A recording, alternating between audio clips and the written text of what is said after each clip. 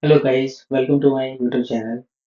Today we are going to study one of the most important topic in electrical engineering, especially in GATE and other competitive exam, that is superposition theorem. And in this we have covered content, introduction to superposition theorem, step to apply superposition theorem, and understanding the GATE question of previous year GATE question and practical life example, so that the theorem is easy to understand. Okay, so now mm, anything which are going to study, so think about how, what, and why. What is superposition theorem? How this is worked, and why we use superposition theorem in circuit theory. So let's study one by one. So superposition theorem is fundamental principle of electrical circuit analysis. It is used when a circuit contains more than one independent source, such as voltage source and current source. This is written at current or voltage source, and then we apply algebraic sum of the response. What is mean by algebraic sum of the response? We have seen in the in upcoming slide. And each, if the voltage source, if the two voltage sources are given, then we take one voltage source alone and other voltage source are deactivated. So we are seeing the next slide. So how the superposition theorem is work? First, step one is consider one independent source at a time. Just like in the circuit, if 2 and 3 volt voltage source or current source are given, and if one voltage source and one current source are given, then take one voltage source is active and other voltage source is deactive, and take one, if current source are given and voltage source are given, then take current source are activated and voltage source are deactivated. And step 2 is deactivate all other sources, just like replace voltage source with short circuited and replace current source with open circuited.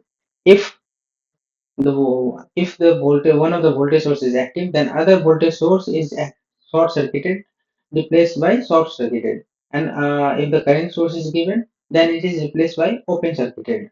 Okay, this is the basic rules which are used in superposition theorem. And then we calculate the resulting current or voltage in the given circuit in the given node. And just like step 4, repeat the process for each independent source. Just like if the three sources are given, then we have to implement the process 3 times. Okay. And lastly, last one is finally add all the individual response to obtain the total current or voltage. So that let's see in the question, so that you can understand very easily. It's like in the circuit given that determine the voltage V, this V in the circuit using superposition theorem. So in this circuit, you see that 6 volt voltage source is there, and 8 ohm resistors are there, and 4 ohm resistors are there, and 3 ampere current source are given. So two independent source, one is the voltage source and one is the current source are given. So we have to apply superposition theorem, but think that 6 volt source is active alone. Firstly, step 1 is I assume 6 volt is acting alone, so other is short circuited or open circuited. If this is given a voltage source, then this is short circuit. But in the question is given that 3 ampere is the current source. So 3 ampere current source is open circuited. Just like we tell you in the earlier slide, replace current source with open circuited and replace voltage source with short circuited. So that's why we assume 3 ampere source is open circuited and 6 volt source is acting alone in the circuit. So how can I find voltage V when the 3 ampere source is um, open circuited? Then V1, apply KVL, Kirchhoff's voltage law. We have earlier seen in the my videos which are uploaded in daily basis. What is mean by KVL? Okay, so this is the Kirchhoff's voltage law. When you apply this KVL in this loop, so 12, 8 plus 4, 12 I1. We assume I1 in the clockwise direction. So 8 plus 4, 5, 12, sorry, 12 I1 minus 6, because what?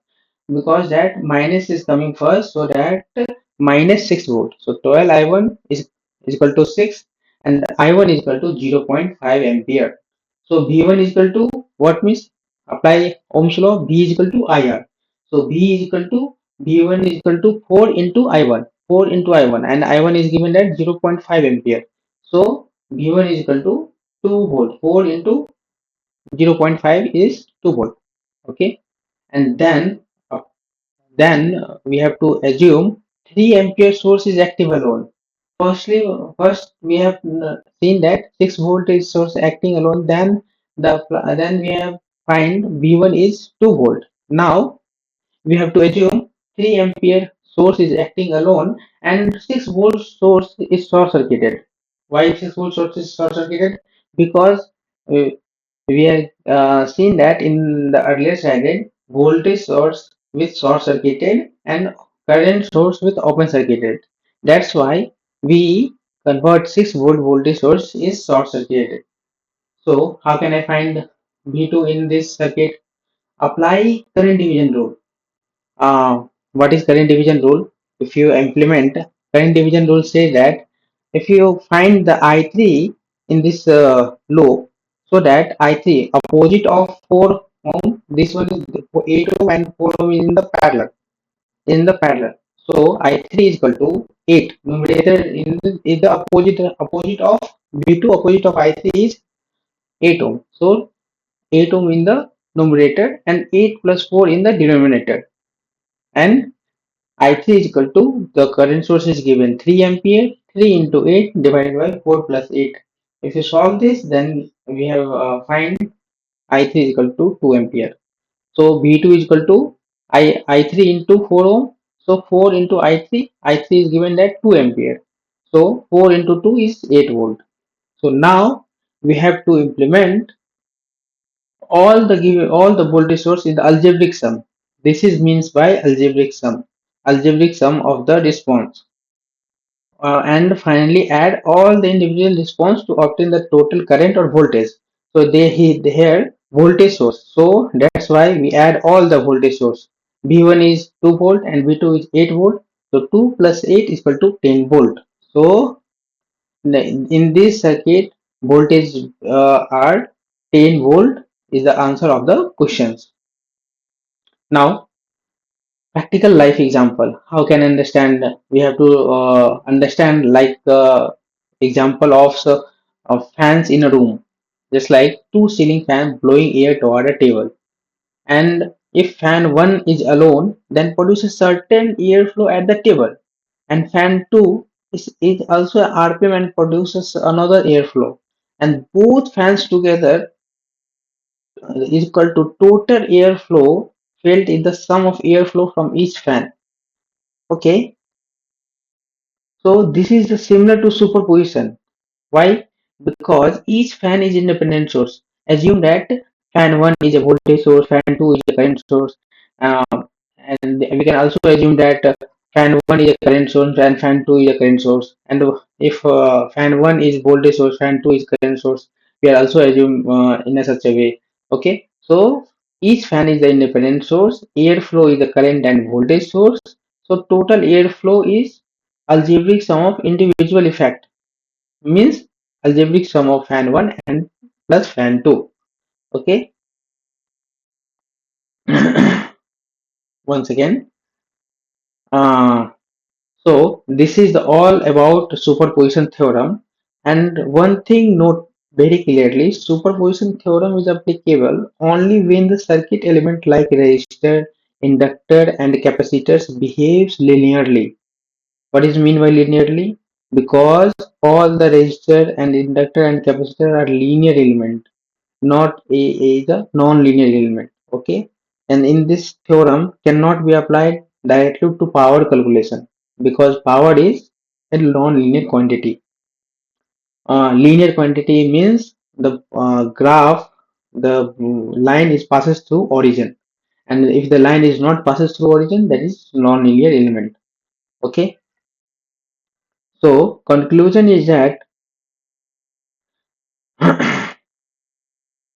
to conclude superposition theorem in a powerful and easy to apply tool for circuit analysis. How can I remember in the superposition theorem in a long in a future analysis? In a future, how can you remember the superposition theorem?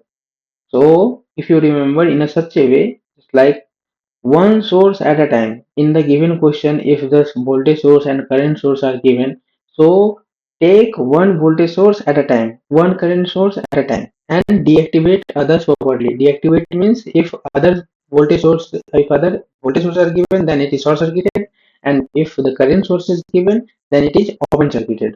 Okay, and then finally we add up the value and get the result. Okay, and I hope this video is helpful for you. And if this video is helpful for you, then please like and subscribe my channel. Thank you so much. Have a good day.